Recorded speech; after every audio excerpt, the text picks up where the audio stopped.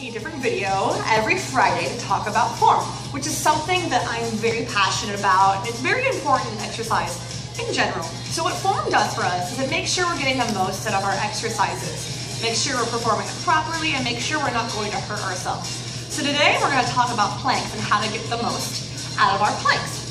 So the best way to think about a plank is to think about posture, right? So your perfect posture, let me see if I can stay in the frame here, when you're standing, is how you want to plank. So think to yourself, if I wouldn't stand that way, I shouldn't really plank that way, with the exception of modifications, which we'll go over. So, and good posture, I'm gonna stand with my shoulders back. I'm gonna pull my hips under me so they're not in a bat, stick my butt out, or super under tuck, so that I have a nice neutral spine. Shoulders back and look straight ahead. Same thing in my plank. So when I come to my plank,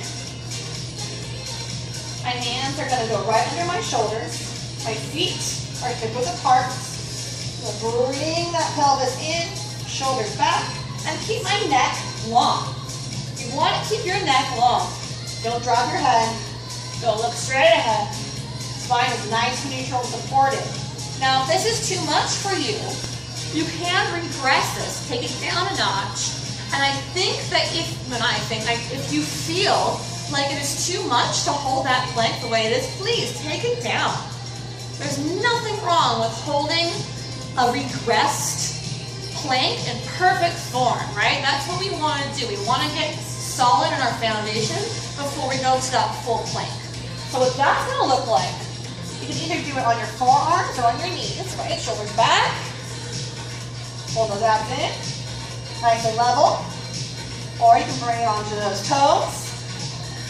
Or you can even take this knees, hands underneath your shoulders. Okay, so this is where you want to feel stable before you take it up onto those toes. All right, guys? So that's how you hold a plank. Make sure you're not sending your bum straight up. Make sure you're not collapsing those hips down. Nice and level.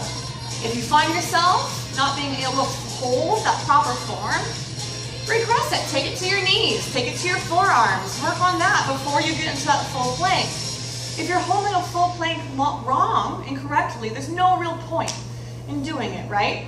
Hold the regressed, the less intense version first, feel solid in that, then take it a step further. Nothing wrong with that. You're working smarter, not harder. All right, guys, that's it for today. I'll see you next week.